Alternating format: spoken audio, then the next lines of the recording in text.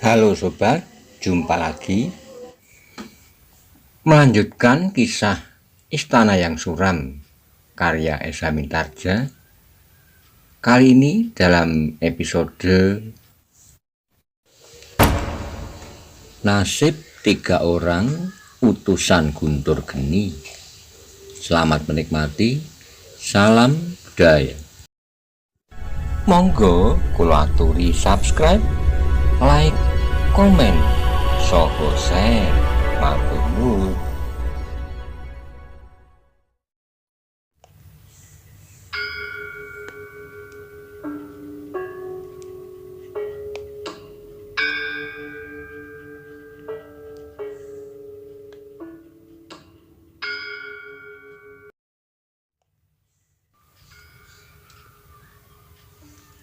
Gagak Wereng masih akan menjawab, namun tiba-tiba saja lawannya telah meloncat mundur.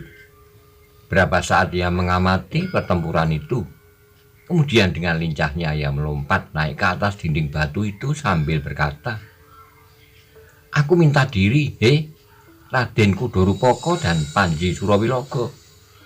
Silakan menyelesaikan tugas kalian. Aku sudah mencoba membantu kalian." "Kau akan kemana?" bertanya Raden Kudorupoko. "Aku akan kembali ke sarangku. Aku adalah hantu malam yang berkeliaran di dalam gelap. Jika ayam mulai berkokok, aku harus sudah berada kembali ke sarangku yang tersembunyi di atas pepohonan yang rimbun." "Gila," geram Kumboro yang tidak memburu kuda Rupoko. "Kau licik. Jika kau jantan, tunggulah setelah aku membunuh bangsawan kerdil ini." Tapi orang yang berdiri di atas dinding itu tertawa. "Jangan berharap kau dapat memenangkan pertempuran itu. Semuanya sudah nampak padaku bahwa kau hanya akan dapat menyebut nama orang tuamu sebelum ajalmu sampai. Kecuali jika Raden berhati putih dan memberi kesempatan hidup kepadamu, meskipun kau harus diserahkan kepada para prajurit." "Tidak ada bedanya," geram Kudorupoko. "Di tangan prajurit ia akan dibunuh. Itu bukan persoalanku. Sekarang aku akan pergi. Hantu-hantu sudah memiliki jalan pintu gerbang. Aku lebih senang melompati pagar dan selamat menyabung nyawa." Bayangan itu tidak menunggu lagi, ia pun segera melompat dan hilang di balik dinding batu. Kumboro menggertakkan giginya, namun ketika ia sadar akan keadaannya, maka tiba-tiba ia pun segera melompat menyerang dengan garangnya. Tapi Raden Kudorupoko telah siap menghadapinya. Ia pun segera bergeser dan bahkan serangannya pun kemudian menyapu lawannya seperti angin prahara menyapu pohon perdu di padang luas. Logoposo pun mengalami tekanan yang dahsyat sekali. Panji Surawilogo ternyata memiliki tenaga raksasa yang tidak terlawan olehnya. Sehingga dengan demikian Nogoposo mencoba melawan dengan kecepatannya bergerak. Tetapi rasa-rasanya dari manapun ia menyerang, Panji Surawilogo yang tidak banyak bergerak itu sudah siap menghadapinya. Dalam pada itu Gagak Wereng yang terluka masih sempat memperhatikan pertempuran sekitarnya. Meskipun dalam keremangan malam, namun ia dapat melihat bahwa kedua kawannya agaknya telah terdesak oleh anak-anak perguruan Cengkir Pitu. Sedangkan ia sendiri sudah tidak mampu sama sekali untuk ikut dalam pertempuran itu. Meskipun demikian, Gagak Wereng tidak menyerah. Dalam ketegangan yang memuncak, ia masih dapat mengerahkan segenap tenaganya yang tersisa untuk merangkak menepi. Bahkan kemudian ia berhasil bergeser sampai ke pintu gerbang. "Aku akan melarikan diri. Jika aku dapat hidup, maka aku akan dapat melaporkan apa yang telah terjadi di sini kepada perguruanku," katanya kepada diri sendiri. Agaknya Panji Surawilogo dan Raden Kudorupoko tidak sempat berbuat sesuatu atas Gagak Wereng. Keduanya terikat dalam suatu perkelahian yang akan menentukan hidup dan mati. Karena itulah akhirnya dengan susah payah Gagak Wereng ternyata masih sempat mencapai kudanya yang masih tetap terikat di tempatnya. Sejenak kemudian terdengar derap kaki kuda itu. Seorang yang terluka duduk di atas punggungnya, namun kemudian oleh perasaan sakit dan letih, Gagak Wreng telah telungkup sambil memeluk leher kudanya. Hanya sekali-kali ia mencoba melihat arah dan kemudian ia meletakkan tubuhnya kembali dengan lemahnya. Derap kaki kuda itu ternyata telah mengejutkan mereka yang sedang bertempur di halaman. Terlebih-lebih adalah Raden Kudorupoko.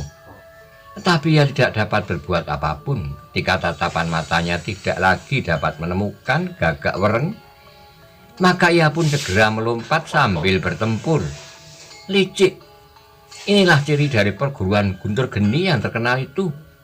Kumboro tidak segera menjawab. Mula-mula ia berasa tersinggung atas sikap Gagak Wreng yang sama sekali tidak menunjukkan kesetiakawanan. Tapi akhirnya ia memahami keadaan. Gagak Wreng tentu sudah terluka parah dan tidak dapat berbuat apapun juga. Karena itu usahanya untuk menyelamatkan diri adalah usaha yang akan dapat berguna. Meskipun tidak berguna bagi Kumboro sendiri dan Nogoposo, tetapi tentu akan berguna sekali bagi perguruannya. Saudara-saudara seperguruannya akan mengetahui bahwa Kumboro dan Nogoposo telah terlibat dalam suatu pertempuran yang tidak teratasi di tanah kecil yang terpencil di luar Padukuhan Karangmojo. Dengan demikian akhirnya perasaan Kumboro menjadi semakin mapan. Ia melihat akibat yang dapat terjadi atasnya dengan dada tengadah. Sejak ia berangkat, ia pun sudah mempersiapkan dirinya menghadapi segala kesulitan. Dan salah satu kemungkinan adalah kesulitan yang tidak teratasi. Meskipun semula ia menganggap bahwa tugas pokoknya kali ini adalah tugas yang tidak berbahaya. Karena itu tidak berpenghuni selain 3 orang perempuan. Namun akibat-akibat yang dapat timbul telah dipertimbangkan pula. Di antaranya adalah akibat seperti yang sedang dihadapinya itu. Demikianlah maka pertempuran itu pun semakin lama menjadi semakin nyata. Serangan demi serangan yang dilancarkan oleh kedua murid dari perguruan Cengkir Pitu itu pun telah menggiring pertempuran itu untuk segera mencapai akhirnya. Kumboro dan Nogoposo tidak dapat ingkar lagi. Kali ini tugas seperguruannya harus ditunaikan dengan mempertaruhkan nyawanya. Namun agaknya keduanya benar-benar telah ditempa dalam perguruannya. Mereka sama sekali tidak mengeluh jika memang harus mati dalam pelukan kewajiban. Maka mati itu pun bukan apa-apa bagi Kumboro dan Nogoposo. Sebenarnya lah bahwa akhirnya Kumboro tidak dapat bertahan lagi. Lawannya adalah seorang anak muda yang umurnya jauh di bawah umurnya sendiri. Tapi ternyata anak muda dari perguruan Cengkir Pitu itu memiliki kemampuan yang tidak terlawan. Dan yang bahkan telah menyeretnya ke dalam maut. Segores demi segores luka telah menyengat tubuh Kumboro. Demikian juga agaknya Nogoposo, betapapun ia bertempur dengan giginya. Tapi akhirnya sebuah tusukan langsung menghunjam ke jantungnya. Telah melemparkannya dan membantingnya ke tanah. Untuk seterusnya, Nogoposo pun tidak akan pernah bangkit lagi. Kumboro yang sudah terluka parah masih sempat melihat betapapun buramnya, kawannya terlempar dan terbanting untuk tidak bangkit lagi. Ia tidak sempat berbuat apa-apa karena matanya pun menjadi berkunang-kunang. Darahnya sudah terlampau banyak mengalir sehingga akhirnya ia harus mengakhiri pertempuran itu dengan menyerahkan nyawanya. Raden Kudorupoko menarik napas dalam-dalam. Sekali-kali ia mengusap tangannya yang ternyata juga terluka. Tetapi seperti yang dikatakannya, ia memang mempunyai obat penawar racun. Selain batu akik yang dianggapnya dapat berpengaruh pula atas racun yang mengenai tubuhnya. Sambil tersenyum, Raden Kudorupoko berjalan mendekati Panji Surowilogo yang berdiri bersandar di dinding batu. Napasnya terengah-engah dan tubuhnya terasa telah kehilangan tenaga. "Kok kenapa, Paman?" bertanya Raden Kudorupoko. "Aku hampir kehabisan napas, Raden. Orang ini benar-benar memiliki kemampuan jauh di atas dugaan kita semua.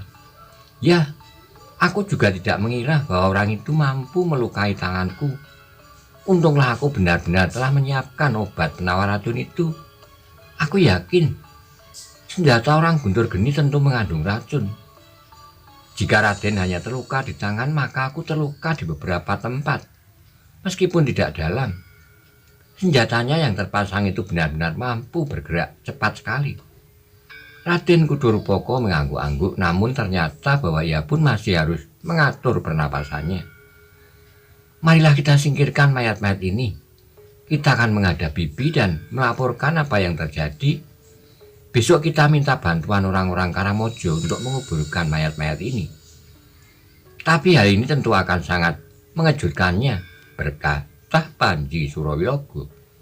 Apa boleh buat? Bukankah kita harus mengatakannya juga? Panji Surawilogo menarik napas dalam-dalam lalu katanya, tetapi sebaliknya kita memang harus segera saja menghadap agar hati Raden Ayu segera menjadi tenang. Keduanya kemudian membenahi pakaiannya, mereka mengelap darah yang menetes dari luka mereka. Setelah mereka menyingkirkan kedua mayat itu, maka mereka pun segera naik ke pendopo dan dengan perlahan-lahan mendorong pintu. Oh, Inten Prawesti hampir menjerit. Ia menjadi sangat cemas bahwa yang akan masuk ke rumahnya adalah orang-orang yang mendatangi sanyanya itu. Tetapi ternyata kemudian terdengar suara Raden Kudorupoko. Aku Bibi, anak Mas Kudorupoko. Bibinya hampir terpekik. Ya Bibi. Raden Ayu Kudonarpodo tiba-tiba saja melompat berdiri diikuti oleh Inten Prawesti. Demikian Raden Kudorupoko muncul dari balik pintu, maka bibinya pun segera berlari ke arahnya. Tetapi langkahnya terhenti ketika ia melihat darah yang menodai pakaian Raden Kudorupoko itu. Darah bibi, desis Raden Kudorupoko yang seolah mengerti apa yang tersirat di hati bibinya. Kau terluka sedikit tetapi tidak berbahaya. Di mana pamanmu Panji Surawilogo? Raden Kudorupoko berpaling, kemudian masuklah Panji Surawilogo yang terengah-engah. Oh, kau juga terluka. Sedikit Raden Ayu, tidak parah. Tetapi bagaimanakah dengan luka ini akan menjadi semakin besar kelak? Raden Kudorupoko tersenyum, katanya, aku sudah membawa bekal obat yang dapat dipercaya. Sudahlah Bibi, aku akan membersihkan diriku dan mengobati lukaku dan luka paman Panji Surawilogo. Raden Ayu Kudonarpodo mandang keduanya dengan tatapan mata yang penuh perasaan terima kasih. Sementara Inten Prawesti yang berdiri di belakang ibundanya pun bertanya, bukankah kau tidak apa-apa Kang Mas? Tidak Diajeng, jangan khawatirkan aku tidak apa-apa. Tapi apakah Kang Mas memerlukan apa-apa untuk membersihkan luka itu? Air panas misalnya. Raden Kudorupoko termenung sejenak, sementara itu Nyi Upih telah berdiri dan berkata, biarlah aku merebus air, hei anak-anakku. Harus aku beritahu dulu bahwa pertempuran sudah selesai. Di mana anak-anakmu? Bertanya Raden Kudorupoko. Sangkan sembunyi di kolong pembaringan adiknya. Pinter menjadi kaku di pembaringan itu. Nyi Upih berhenti sejenak lalu, tetapi bagaimana dengan orang-orang itu? Raden Kudorupoko menjadi ragu-ragu, namun kemudian ia berkata, keduanya terpaksa kami bunuh. Oh, Raden Ayu Kudonarpodo dan Inten Prawesti hampir bersamaan berdesah. Beberapa orangkah yang telah datang ke istana ini, Raden? Bertanya Nyi Upih pula. 3, hanya 3 orang, tetapi yang seorang berhasil meloloskan diri. Nyi Upih menjadi tegang, katanya, mengapa tidak semuanya saja dibunuh Raden? Yang seorang itu tentu akan sangat berbahaya bagi kita. Raden Kudorupoko tersenyum, katanya, memang ada beberapa kemungkinan yang dapat terjadi, Nyai. Mungkin ia akan datang lagi dengan beberapa orang kawan. Mungkin ia justru menjadi jera. Tetapi mungkin juga perguruannya akan langsung berurusan dengan perguruan Cengkir Pitu. Oh, Nyi Upih mengangguk-angguk dan seperti bukan atas kehendaknya ia berkata, tentu perguruan orang-orang jahat itu tidak akan berani berurusan dengan perguruan Raden. Mudah-mudahan dengan demikian mereka akan benar-benar menjadi jera. Sudahlah, berkata Raden Kudorupoko. Tidak-tidaknya malam ini seluruh isi istana dapat tidur nyenyak. Tidak akan ada lagi yang berani mengganggunya. Mayat itu sudah aku singkirkan. Biarlah besok aku minta bantuan orang-orang Karangmojo untuk menguburnya. Raden Ayu Kudonarpodo mengangguk-angguk. Silakan Bibi beristirahat. Raden Ayu Kudonarpodo pun kemudian mengajak Enten Prawesti masuk ke dalam biliknya. Setelah mereka berkali-kali mengucapkan terima kasih kepada Raden Kudorupoko. Ketika Raden Ayu Kudonarpodo telah hilang di balik pintu biliknya, maka Raden Kudorupoko dan Panji Surawilogo yang masih sangat letih itu pun pergi ke belakang diikuti oleh Nyi Upih. Mereka akan membersihkan diri dari luka-luka mereka. Aku akan merebus air, Raden, berkata Nyi Upih. Terima kasih, Nyai, sahut Raden Kudorupoko. Di manakah anak-anakmu, Nyai? Mereka di dalam biliknya, Raden. Raden Kudorupoko sempat menjengukkan kepalanya ke dalam bilik Pinten. Dilihatnya Pinten tidur menelungkup sambil menyembunyikan wajahnya di antara kedua tangannya. Sementara di kolong pembaringan nampak kaki Sangkan yang ketakutan dan bersembunyi.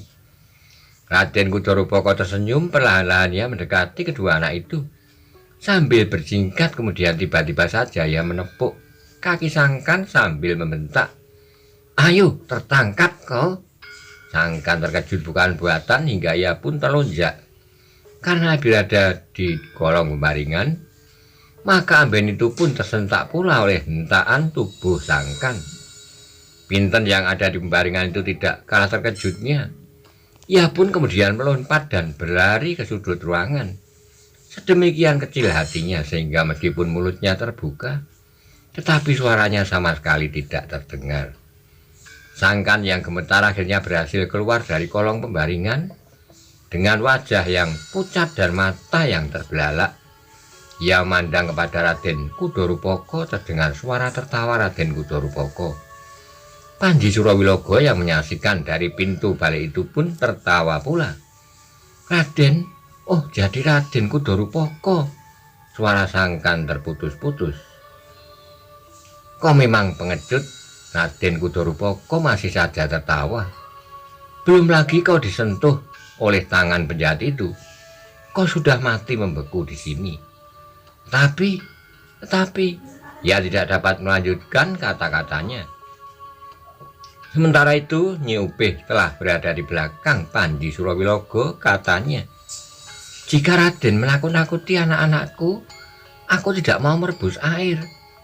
Raden Kudorupoko tertawa berkepanjangan meskipun ia mencoba menahannya agar tidak mengejutkan bibinya di dalam. Anakmu memang keterlaluan, Nyai. Aku mengerti bahwa Pinten menjadi ketakutan, tetapi Sangkan tidak boleh menjadi pengecut begitu. Jika aku dapat berkelahi seperti prajurit, aku tidak akan ketakutan, sahut Sangkan. Kalau begitu kau harus belajar. Kau sanggup? Siapakah yang akan mengajari? Biarlah Paman Panji. Jika kelak aku dan Paman Panji pergi, kau dapat menjaga diri. Atau kau dapat menjaga bibi atau tidak-tidaknya menjaga biungmu. Aku tidak perlu dijaga lagi, Raden. Jika ada orang yang mau mengambil aku, biarlah. Aku memang menunggu orang yang mau berbuat demikian. Oh, kau ini, desis Raden Kudorupoko. Agaknya kau dan anak-anakmu memang mempunyai sifat yang turun-temurun, bodoh dan agak malas. Aku tidak mau merebus air. Baiklah, Nyai. Aku tidak akan mengganggu anak-anakmu lagi. Namun kemudian ia berpaling. Sangkan, jika kau mau paman kan benar-benar memberimu serba sedikit tuntunan olah kanuragan. Kau mau? Tentu, Raden. Aku akan senang hati. Raden Kudorupoko mengangguk-angguk, katanya. Nah, dengan demikian kau akan benar-benar menjadi seorang laki-laki. Sampai sekarang kau sama sekali tidak ada harganya. Jika kau memiliki sedikit pengetahuan dan ilmu olah kanuragan, maka kau akan mulai merasakan tanggung jawab bahwa kau adalah seorang laki-laki. Terima kasih, Raden, jawab Sangkan. Tapi berapa tahun aku harus belajar? Aku hanya akan tinggal di sini beberapa hari lagi. Jika tidak ada ketiga penjahat itu, sebenarnya aku sudah akan mohon diri. Tapi karena itulah maka aku harus tinggal di sini beberapa lama lagi. Sangkan mengangguk-angguk, tapi nampaknya wajahnya membayang keraguan-raguan hatinya. Mengapa kau nampak ragu-ragu? Bertanya Raden Kudorupoko. Dahulu aku pernah mendengar seorang prajurit Majapahit mengatakan bahwa mempelajari ilmu kanuragan diperlukan waktu bertahun-tahun. Tidak hanya bertahun-tahun, tapi tidak akan berkeputusan. Maksudku tidak akan ada henti-hentinya sampai akhir hayat. Karena ilmu adalah semisal lautan yang tidak akan pernah kering, meskipun setiap hari disengat oleh panasnya matahari. Lalu apakah artinya ilmu yang akan aku pelajari dalam beberapa hari saja? Otakmu cerdas juga, tapi kau harus ingat, lebih baik yang sedikit daripada tidak sama sekali. Baik Raden, terima kasih. Tidur sajalah, aku akan membersihkan luka-lukaku. Raden Kudorupoko pun kemudian meninggalkan bilik itu. Setelah untuk beberapa saat ia berdiri di muka Pinten yang bagaikan membeku, sambil menepuk bahu gadis yang ketakutan itu, ia berkata, minumlah agar kau menjadi tenang.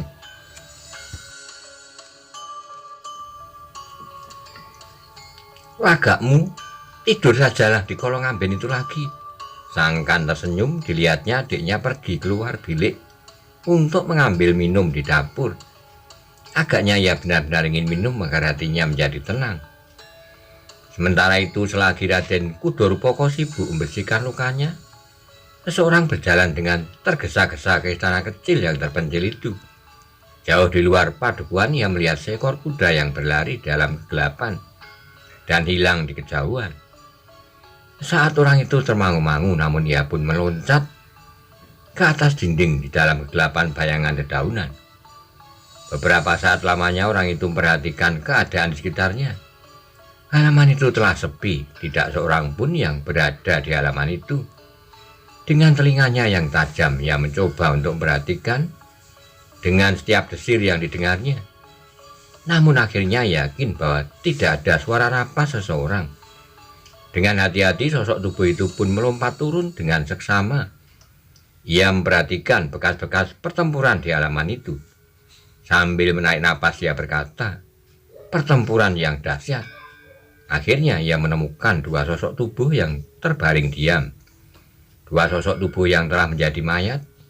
Perlahan-lahan ia mendekatinya. Ketika ia menyentuh mayat itu, terasa betapa dinginnya.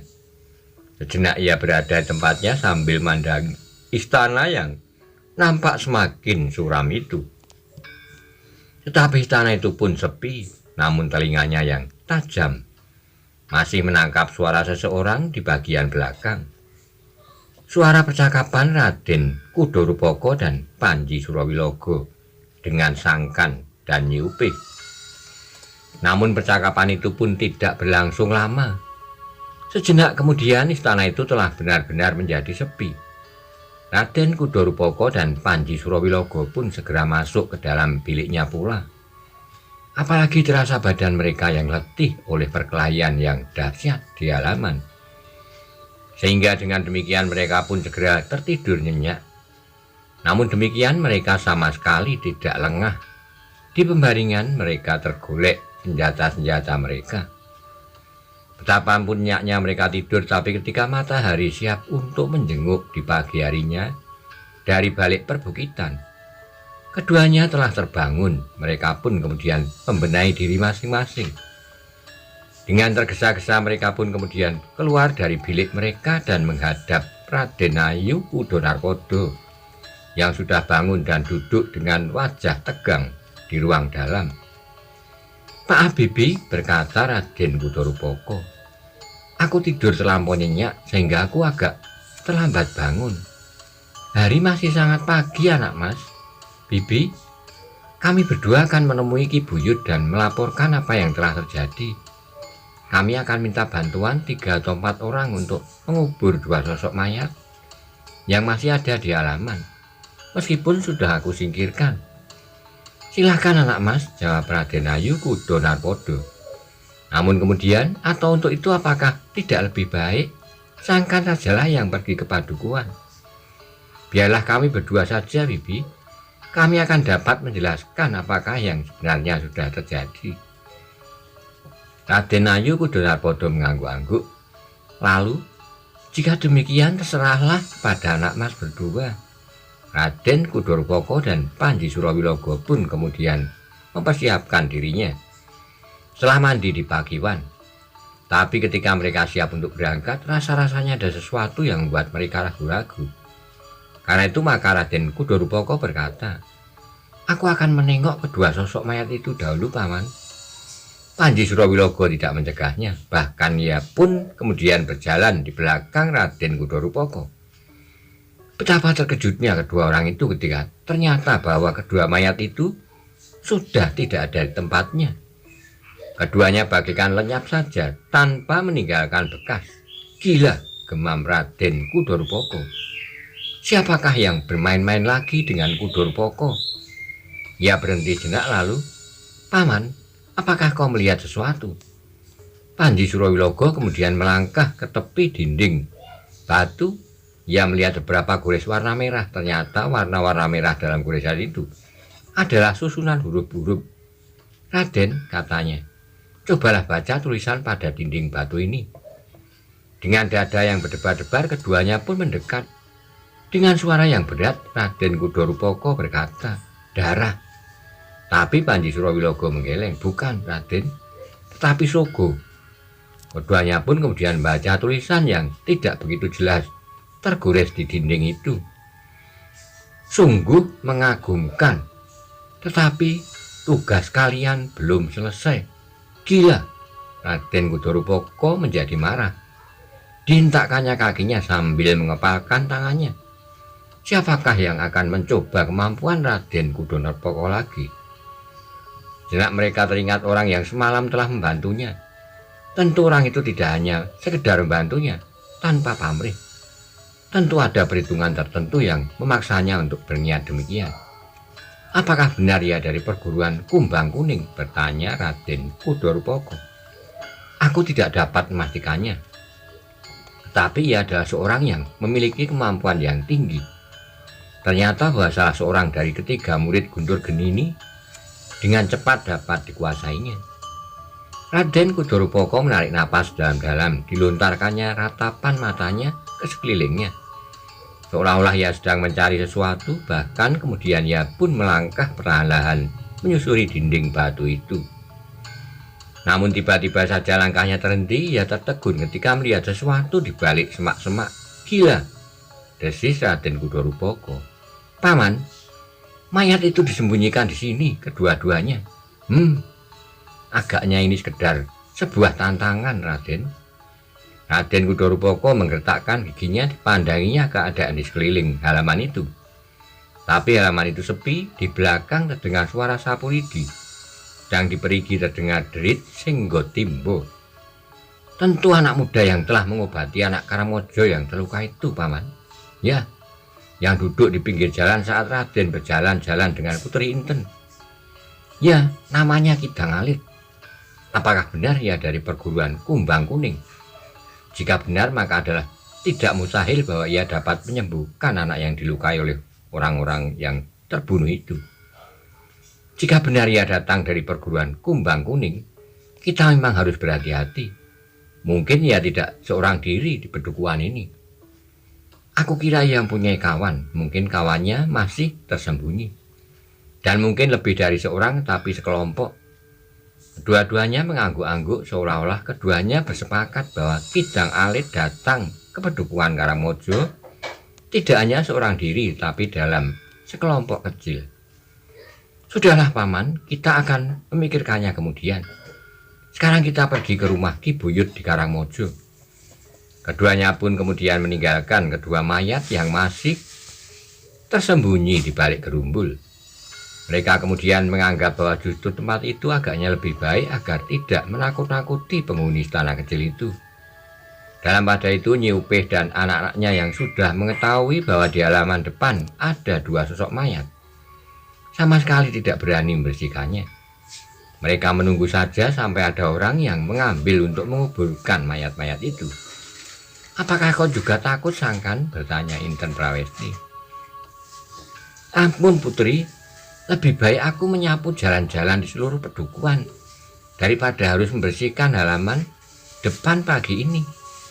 Nanti jika orang-orang Karangmojo sudah datang, aku akan menyapunya sampai bersih tanpa bekas telapak kaki satupun yang tersisa. Telapak kakimu sendiri? Tentu tidak Putri. Aku menyapu melangkah mundur sehingga telapak kakiku sendiri akan terhapus oleh goresan lidi. Inten mengerutkan keningnya, namun kemudian ia pun tersenyum. Kau memang pintar. Sementara itu Pangeran Kudorupoko dan Panji Surawilogo telah berada di regol rumah Ki Buyut Karangmojo. Perlahan Pangeran Kudorupoko mereka melangkah maju masuki halaman yang luas itu. Namun wajah Pangeran Kudorupoko tiba-tiba menjadi tegang. Dilihatnya Ki Dangalit telah berada di halaman itu dan dengan acuh tak acuh melihat kehadiran kedua bangsawan itu sambil duduk saja di tangga. Setan itu ada di sini, desis Pangeran Kudorupoko. Biar saja Raden, jika ia acuh tidak acuh terhadap kedatangan kita, maka biarlah kita juga tidak menghiraukan kehadirannya di sini. Pangeran Kudorupoko mengangguk dan seperti yang dikatakan oleh Panji Surawilogo, ia sama sekali tidak menghiraukan kehadiran Ki Dangalit. Ternyata Ki Buyut telah melihat kedatangan keduanya, sehingga kemudian dengan tergesa-gesa ia pergi menyambut kedatangannya. Silakan Raden, marilah. Pangeran Kudorupoko mengangguk sambil menjawab, terima kasih Ki Buyut. Silahkan Raden, berdua naik ke pendopo. Pangeran Kudorupoko menyerahkan kudanya kepada seorang anak muda yang dengan tergesa-gesa mendekatinya. Sedang seorang lain telah menghampiri Panji Surawilogo pula ketika Pangeran Kudorupoko dan Panji Surawilogo naik ke pendopo. Mereka masih sempat melihat Ki Dangalit berdiri dan masih dalam sikapnya acuh tak acuh. Ia melangkah meninggalkan halaman itu. Wajah Pangeran Kudorupoko menegang, namun kemudian Panji Surawilogo berbisik, sudahlah, jangan hiraukan lagi. Apakah ia akan ke istana kecil itu? Tentu tidak, ia tahu bahwa kita akan berada di sini untuk waktu yang pendek. Pangeran Kudorupoko menarik nafas, tapi ia tidak menyaut lagi. Sejenak kemudian maka mereka pun telah duduk di pendopo di hadapan Ki Buyut beserta beberapa orang berbau padukuhan itu. Apakah ada sesuatu yang terjadi, Raden? Bertanya Ki Buyut. Kedua tamunya mengerutkan keningnya dan Pangeran Kudorupoko pun kemudian bertanya, apakah Ki Buyut mendengar sesuatu tentang istana itu? Tidak, tapi Ki Dangalit mengatakan bahwa kemungkinan sekali Raden berdua akan datang pagi ini. Apakah ada hal lain yang dikatakan? Tidak, Ki Buyut berhenti sejenak lalu. Tetapi ia mengatakan pula bahwa orang-orang yang berada di Banjar itu tidak akan dapat mengganggu kita lagi. Apakah ada hubungannya kedatangan Raden berdua dengan orang-orang yang tinggal di Banjar itu? Apakah Ki Dangalit tidak mengatakannya? Ki Buyut menggeleng sambil menyaut, tidak Raden, hanya itulah yang dikatakannya. Pangeran Kudorupoko mandang wajah Panji Surawilogo yang menegang. Namun ia pun kemudian menarik napas dalam-dalam sambil berkata, Ki Dangalit benar-benar orang yang barangkali dimaksud tinggal di Banjar itu tidak akan mengganggu kalian lagi. Bukankah orang-orang itu pula yang telah melukai seorang anak muda Karangmojo? Dan agaknya Ki Dangalit pula yang telah menyembuhkannya. Kasdu maksud Raden. Pangeran Kudorupoko mengerutkan keningnya. Ya Raden, orang-orang itulah yang telah meracuni tubuh Kasdu dan kemudian diobati oleh Ki Dangalit. Kasdu kini sudah mampu berdiri dan berjalan setapak demi setapak. Nampaknya ia akan segera pulih kembali. Mungkin lebih singkat dari dugaan Ki Dangalit sendiri. Syukurlah. Pangeran Kudorupoko mengangguk-angguk lalu, Ki Buyut, sebenarnya lah kedatanganku memang ada hubungannya dengan orang-orang kasar itu. Apakah orang-orang itu sudah mengganggu istana itu? Bukan saja mengganggu, mereka telah mencoba untuk masuk ke istana itu dengan menakut-nakuti Bibi Kudonarpodo. Oh Untunglah bahwa kami berdua masih berada di istana itu, Ki Buyut, sehingga aku masih sempat mencoba melindungi bibi menurut kemampuanku. Jadi, dua di antara ketiga orang itu terbunuh, berkata Pangeran Kudorupoko. Tetapi yang seorang berhasil melarikan diri. Oh, Pangeran Kudorupoko kemudian menceritakan serba singkat apa yang telah terjadi di halaman itu. Bahkan ia menceritakannya juga kehadiran seorang yang tidak dikenal menyamar wajahnya di dalam malam yang kelam. Ki Buyut menarik napas dalam-dalam, kemudian ia pun berdesis. Apakah mungkin orang ketiga itu Kidang Alit? Aku tidak dapat memastikannya, Ki Buyut. Tetapi memang mungkin. Apalagi ketika pagi ini aku menjumpai sebuah tantangan setelah kedua mayat itu disingkirkan dari tempatnya.